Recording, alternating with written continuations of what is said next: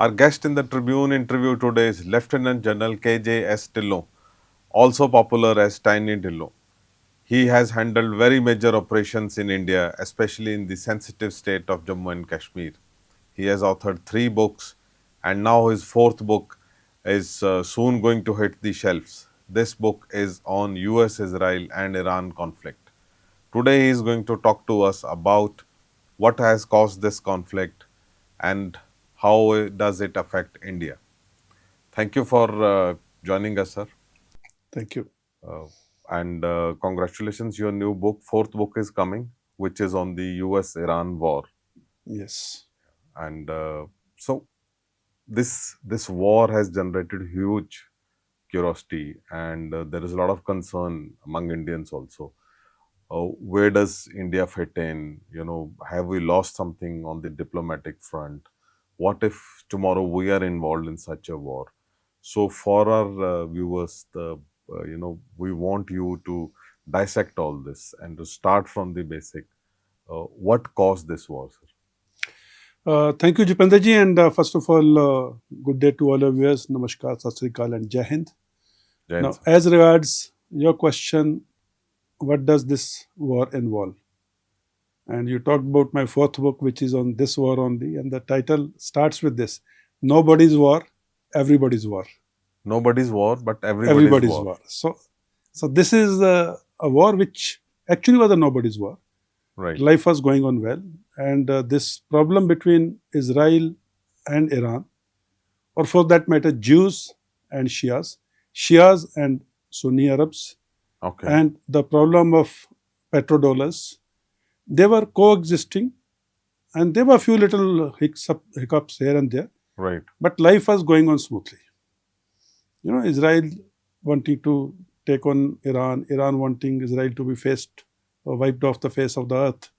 Right. Now, this war brought the world to a place where everyone in the world got affected. Of course, sir. Yeah. You The know, this- petrol, the LPG crisis. Yeah, this problem of last 5,000 years Mhm. was there. And if someone felt that they can sort out this problem in 40 days, Mhm. that's not going to happen. And now that we are there where peace accord is sought to have, memorandum of understanding has been signed, Yes. and they're given 60 days time to themselves to put it in place. Mhm. But it's too fragile a thing. It's too fragile a thing. Especially with all kind of statements being made by Those statements, I think, have lost relevance now. Mhm. People have stopped taking them seriously. And there's a bigger game going on. The new great game, Mhm. which is at play, is, petrodollar economy came into being in 1973. So that is the main root cause of this. For benefit Okay. of our viewers, petrodollar economy is Okay. when in the West Asia or Middle East, when the petrol or the crude oil was Ji. found, Ji. now Americans and Saudis had a pact Right. that crude will be, import-export, or crude will be traded in US dollars, Okay. so that there is a constant level at which Okay. we can trade. Okay. So that was called petrodollar economy. Right. That means anyone who wants to buy crude has to buy it in dollars. Now, for Okay. that country to have dollars, they have to pledge their gold to USA, and USA will print those dollars and supply to the country. That country will go and buy crude. Okay. So So- US gets the control and the power on. Yeah, USA, that's why it's called petrodollar economy. Okay. Now, in 90s or early 90s, Saddam Hussein wanted to trade in euros. Okay. And we saw that, the bogey of weapons of mass destruction and attack on Iraq, and Saddam Hussein ousted. Mhm. The game was petrodollar. Now, Iran was wanting to trade in yuan, that is the Chinese currency, Okay. because they were under economic sanctions. Mhm. The trading of crude was not allowed. So, clandestinely, they were trading with China in yuan. Now, that is what irked USA. Okay. And Israel told them that we have the intelligence and now we can go for the kill. Okay. And USA thought it's going to be easy. Mhm. They didn't realize Iran is not like any other country in the West Asia. Mhm. Iraq, Kuwait, Saudi Arabia, all these are deserts. Mhm. Iran is a mountainous country with a bowl of mountains and a desert inside. Okay. So periphery is surrounded by mountains, even on the southern side and on the northern side also. Right, sir. So the mechanized forces cannot operate in Iran. Oh. And second thing which is very crucial for this war is Right. USA has global military interests, starting from North Korea, coming to Taiwan, Afghanistan, Iran, Greenland, Venezuela, Cuba, and all over. Yeah. So at any one time, they're looking at 30 to 40 different contingencies in the world. Iran for last 40 years was preparing for this war. And it was preparing to fight the war the way they fought it. Iran did not go in for aircraft carriers because they realized they cannot fight the might of US Navy on the high seas. Iran instead prepared the Navy for Battle of Choke Points. And what is that, sir? Battle of Choke Points is like Strait of Hormuz. Everyone knows that. Yes, yes. It's a very narrow water passage. Yeah. They prepared to block that choke point and have control over it. They had speed boats, they had torpedo boats, they had the sea mines, and they had the missiles, they had the drones, and they had the coastal guns. So no ship can go through without Israel allowing it. That's why we so also aircraft carriers don't work there. Hmm. It's a narrow passage of 22 miles. Okay. So Iran did not cater for big air power because they realized they cannot fight the US and Israeli Air Force in the skies. Okay. So they prepared for air defense. They prepared for missiles, ICBMs. Right. They prepared for drones. So that means if there were US planes coming in, yeah, they will have air defense ready and they will hit them with their missiles. So why I'm saying this is, Iran prepared for this war for 40 years. And they also prepared that on the day one only they will lose the two top leadership. So they have something called Mosaic Doctrine. Okay. That means you will start working independently in 31 different formation headquarters. This is so brilliant, sir. Yeah. So moment the day one they lost the supreme leader and the top leadership around 40-50 order. It seemed the war is over. Yeah. It seemed the king is gone, the war is over. But no, they were prepared for it. And they were prepared to fight independently in 31 different zones. So Iran fought the war which they had prepared for. And second thing which is very important is, USA, if it does not win convincingly, USA has lost this war. Iran, if it does not lose this war, Iran has won. And second most important part is, like you said, why did they go in for this war? America went into this war with a political aim and the national goal of regime change. As you would remember, on 28th of February, it was regime change. Right. Nations go to war, militaries only fight on the borders. When nations go to war, the national goal or political aim is very clear. Why we are going in for this war? And second thing which is very clear is that we want to achieve this end state when we can declare we won this war. And then is the exit strategy, how we are going to get out of this war. Especially if the war is overseas, like for America and Israel, this happened. So America's political aim and national goal, from political aim flows the military aim, from military aim flows the military strategy, and from military strategy flow the military operations, which would achieve the end state. Now, America's political aim and national goal was regime change. It changed to denuclearization of Iran after 2-3 days. Then it changed to we will sink their navy, we will defeat their military. Then it changed to we can fight for 4 to 5 weeks, become a timeline. So they were all scattered. They all scattered and they're shifting the political aim. The military was doing the catching up. And finally it came to, on 7th of April, opening the Strait of Hormuz, which was in any case open before the war started. That is what all the memes are. Yeah, that's what all. And American aim has not been achieved. So they have lost prestige. Yeah. Second is Israel. Israel's aim was to, decimate the proxies, may it be Hamas, may it be Houthis, Hezbollah, Hezbollah especially, and cause maximum damage to Iran, whereby it cannot support the proxies in future against Israel. That has not been achieved fully. Partially, yes. Iran's capability has been degraded quite a bit. Iran's aim was to survive this war. Which they have done. And which they have achieved. And second aim of Iran was to come to the negotiation table after the war as an equal adversary and not as a defeated power.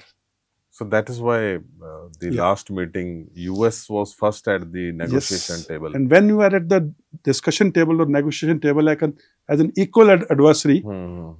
and adversary who is holding the leverages of Hmm. nuclear ambitions Hmm. and control over Strait of Hormuz. Hmm. So when you come to the, like after Second World War, Germany came to the table as a defeated power. Yeah. Like Pakistan also. Like after Crucial 1971. agreement. So everything was dictated to them. You will do this, this, this, this. Hmm. And they had to do it. Hmm. Iran is on the negotiation table as an equal adversary who still holds the leverages. Hmm. And it's not a defeated power. And sir, so where does this take USA in the entire USA, gamut of- USA, where does it take USA? USA was taken to the war by Israel. Okay, so and what is the cause of Israel-Iran conflict, sir? And where does Lebanon pitch in? See, Israel-Iran conflict goes back into history of Jews, Muslims, Right, Shias. right. You know, we'll take 10 podcasts to do all that, but To I have given explain it in my book. In my fourth book, I start with the history part. And that animosity between Jews and Shias is there for everyone to see. And animosity between Shias and Arabs. So it's based on religion also. Religion and historical factors. Yeah, I mean Iran is And there. these fault lines are existing in the region. You know, Shia Sunni and Shia Arab, Shia Jew or Muslim Jew, these are fault lines Right. of the history in this region. So that was being played out in this war.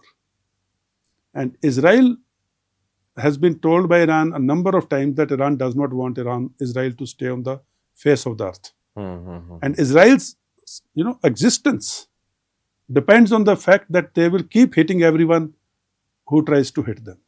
Now, and I always said in this war, the negotiations which are going on, Lebanon is the fulcrum. Fulcrum is not Iran. Okay. If Hezbollah stop hitting Israel, Israel will not hit back. So peace in the Gulf will return. But if Hezbollah does not stop hitting Israel, The war. Israel will not stop. American president telling the Israeli prime minister to stop hitting Hezbollah won't work. Yeah, that's why there were so many statements. There are so many, and then so Iran will not tell Hezbollah to stop hitting Israel because that is the leverage Iran has. So Iran will always hold the leverages because if it gives away its leverages, Iran is decimated, and Iran does not want that. And these are civilizations, you know, वो अपने वजूद पे जिंदा हैं. They fought an 8-year war with Iraq. Yeah. They never gave up. They have a war stamina to fight. That nation was united together when on 28th February the bombing killed the supreme leader. The whole nation, in spite of their differences, came together. Internally, they have number of fault lines. But especially the condition of women in Iran. Yes, yes. So, sir, we generally say, and that's a truth also, that the world has two powers. One is Russia and one is America, and the third is China. So, Russia is unable to win Ukraine and America is unable to defeat Iran. So, where does this leave both of them? And is China laughing all the way? Are they all smiles now? Yes, I had tweeted, I think within first 2-3 days of the war, that if this war will have one winner, that winner is going to be China. Because today, the whole of the Gulf, that is the Gulf countries, GCC, Saudi Arabia and other Arab countries, basically the oil producing countries, they were told by America that we will give you physical security. You carry on with their crude oil business, you carry on with their, you know, banking, you carry on with giving space to the world to do business, like places like Dubai and UAE and all that. And we will provide you security. Now, what this war has proved, that USA cannot provide security to the Gulf countries and the Arab countries. Now, if USA cannot provide security against Iran, and typical of USA in all the previous wars, now it wants to just get out of this place. Now, Arab countries and the Gulf countries will be at the mercy of Iran. The only other country which can assure protection and security, not by physical military basis, but by doing business with them in yuan, is China. Okay. So China would come look at this scenario, petrodollar we talked about, Yeah. from petrodollar to petro yuan. Mm-hmm. I again spoke about this in my book, this scenario. Mm-hmm. Now China would come and say, okay, you deal with me, you trade with me in yuan. I'll make sure Iran does not attack you. Okay, so now China is going to be Yeah, the and bigger power. without firing a single bullet. Mm-hmm. So did they supply arms and? Yes, clandestinely they supplied weapons, they supplied intelligence. Hmm. They supplied post-strike damage assessment intelligence. Okay. Like whenever an Iranian missile hit a military base Hmm. in West Asia, a US military base, Hmm. first they supplied them the satellite intelligence of that base. Okay. Okay, this is the satellite imagery, this is the real-time intelligence, this is where the assets are parked, or this is where the the heart center is. Mm-hmm. And then once the Iranians hit with missiles, Hmm. they gave them the new imagery, post-strike damage assessment. Okay, this is the damage which your missiles have caused. Which was also Yeah, which came was out also in the conveyed. public. And that means so that you can relate it or relaunch. Hmm. If the damage is not adequate, you relaunch. If the damage is adequate and you want it to absolutely decimate, Mm-hmm. repeat the dose. So they provided that Okay. in real time. They did that to Pakistan during Operation Sandur against us. Right, sir. Yeah. And then, of course, all the technology of weapon systems came from China. Hmm. Their nuclear technology came from AQ Khan network of Pakistan, Abdul Qadir Khan. Okay. Iran's nuclear technology was clandestinely or smuggled by AQ Khan network to Iran. So, sir, good that you mentioned Pakistan, which was my next question. That so Pakistan on one side was supplying them with nuclear things, and then they have become the mediator also. See, in the past, Pakistan has supplied nuclear technology to Iran. Right. And Pakistan has just look at this whole web now. Pakistan has a strategic defense agreement with Saudi Arabia.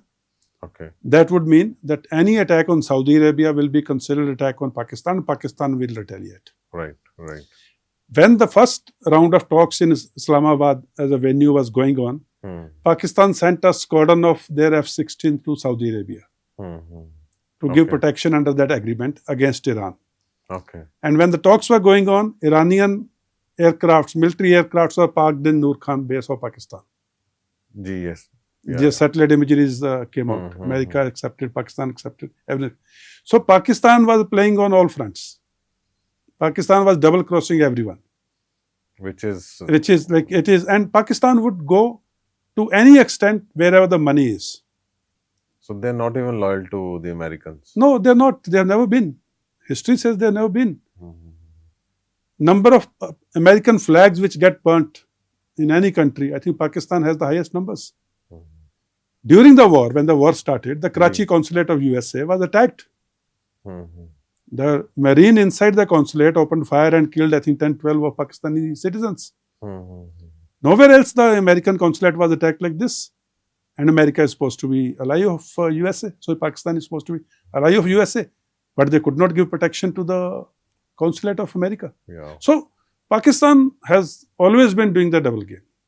When the first round of Islamabad talks was to be held tomorrow onwards, Ji. today their minister tweets, Israel is the most cancerous state in the world. Mhm. Right, sir. Right. That's not the way diplomacy works. Mhm. Israel hit back. Mhm. Now you are starting a peace negotiations Mhm. in your country, you're providing space, and you start off with this on the wrong foot. So Pakistan के ऊपर तो एक thesis लिखी जा सकती है. I have given a sub-chapter in my book on all Okay. these aspects. So on how they, they're cunning in their approach and how in their international diplomacy and how Pakistan- they're double crossing everyone. Pakistan has mastered the art of deniability. In India, they're spreading terror for last half a century. Right. Right. But on paper, the whole world knows in reality. Mhm. But they would always come up and say, no, we don't do anything. Mhm. Their soldiers with the identity card were, Were the captured, bodies yeah. were found in Kargil. They said, no, they are not our soldiers. Mhm. They are citizens. Ajmal Kosab, Mhm. the other citizens.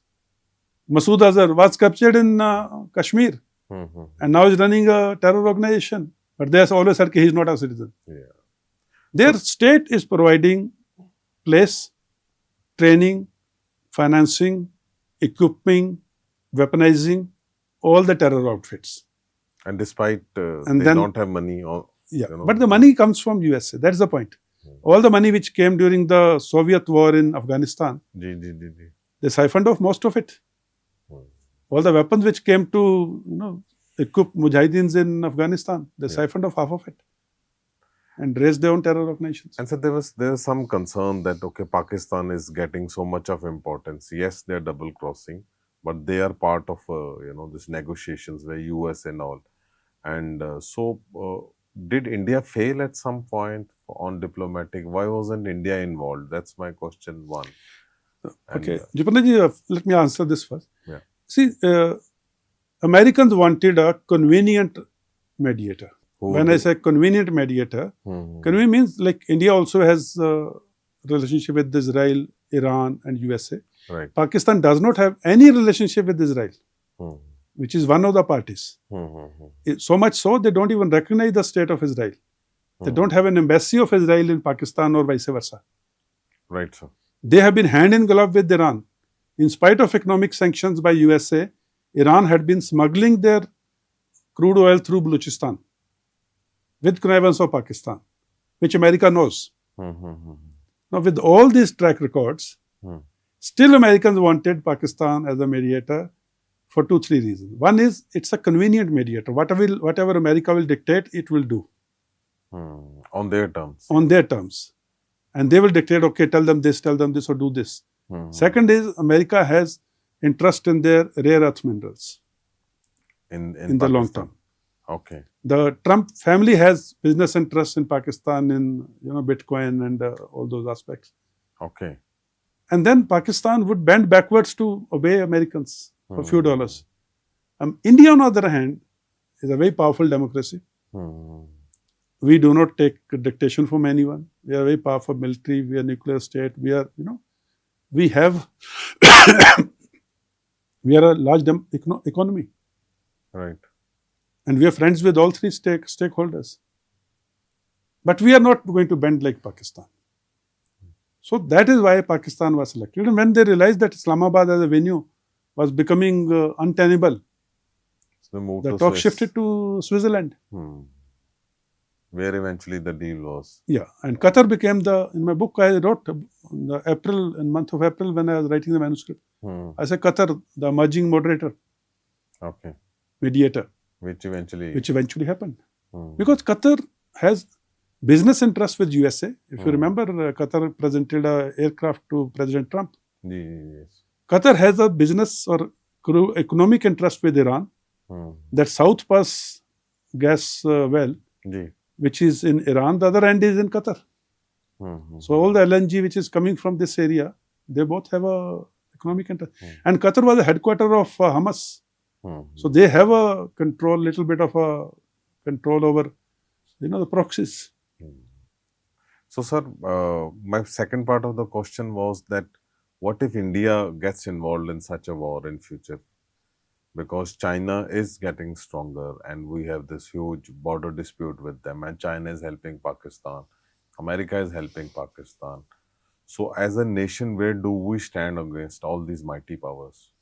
Jupinderjit, like we discussed earlier, petrodollar, petrojuan, petroeuro, all those things. All the wars are for economic reasons. All these things of ideologies and all, they don't hold good when nations go to war. It is economics which decides. Okay. And India, by population, we are 1/6 of the world's population. We are a large market. We are one of the few top economies in the world. We are emerging, growing at 6.7, 7.58% growth of GDP. We are a nuclear power. We are a mighty military. We are a democracy. And we are the world's largest democracy. So all these things are in India's favor, that nobody would come to India for fighting war, waging a war against this. And most important aspect is in Indo-Pacific. Our strategic location in Indo-Pacific, nobody can ignore. Trump may say tariffs up and down and all those things. But the strategic community in USA also understands India, a long-term ally, is in everyone's favor. may it be from strategic point of view, may it be from geostrategic location point of view, may it Okay. be from economic point of view, military point of view, democratic point of view. Mhm. So all these things are in India's favor. And historically, in 5,000 years of history, we have never been an aggressor. Yeah, we have never been. We have never been an aggressor, and nobody will come and hit us because we have that type of potential militarily and economically, and still growing. Yeah. So can we use this situation in certain way that Pakistan's this terrorism stops, and See, Pakistan would never stop terrorism against India, and there are reasons for it. Any nation's well-being Mhm. can be counted by four major aspects. Balance of the things can be under these four major pillars. Right. One is how stable the country is politically, which Pakistan is not. Yeah. Whichever military wants, that party comes to power. How stable the country is economically. It is not. It is not. You look at the PKR versus dollar and the Mhm. essentials, costs and all those things. Third is how strong the country is diplomatically. And diplomacy is a sum total of economy, military, political. Mhm. If you have the economic might, if you have the military might, if you have the then people will listen to you in the international arena. Mhm. And diplomatically, when Article 370 was abrogated, I was the Corps Commander in Kashmir. Right. Other than one odd Muslim country, Mhm. nobody stood by Pakistan. Mhm. Everyone supported India. Some openly, some quietly. Yeah. So that is the strength of diplomacy. And fourth is how strong a country is militarily. Pakistan is the only country in the world which has never won a war. 1971, 93,000 surrenders. Yeah. Kargil, they left their dead on Indian soil. Mhm. So all these four parameters, major parameters, Mhm. and this country is going bankrupt. Every time they have to borrow from one country to pay the other country's loan. They're always at the doorsteps of IMF begging. They're always at the doorsteps of USA begging. Mhm. But what unites this country together against all these adversities in-house Mhm. is Kashmir and anti-India rhetoric. Mhm. So to keep that thing, to take the public's attention away from internal problems, Mhm. they will continue to follow Kashmir and anti-India. And that was very clear when Asim Munir said before Pahalgam attack, the two-nation theory. Mhm. And then he said Kashmir is a jugular vein. That shows the mentality. For them, everything is Kashmir and India. For India, that is just one more concern. Mhm. We are looking at bigger things as a nation. And growing at We are far. growing fast because we are, our citizenry, our public Mhm. is beneficiary of India's growth story. Their citizenry is, facing the adverse effects of their wrong policies. Yeah. Well, sir, thanks a lot. And this was many of your answers were real eye openers. And I hope our viewers also like this. Please tell us how you feel in the comment section. And do subscribe to our channel and do share this podcast because General Dhillon has, in very, very brief time and short words, explained why US-Iran-Israel conflict started, what is the history about it, and what is the real reason behind it, and how it affects or does not affect India. This is Jupinderjit Singh, and once again, thanks a lot, General Dhillon. Thank you. Thank you. Namaskar. Sat Sri Akal. Jai Hind.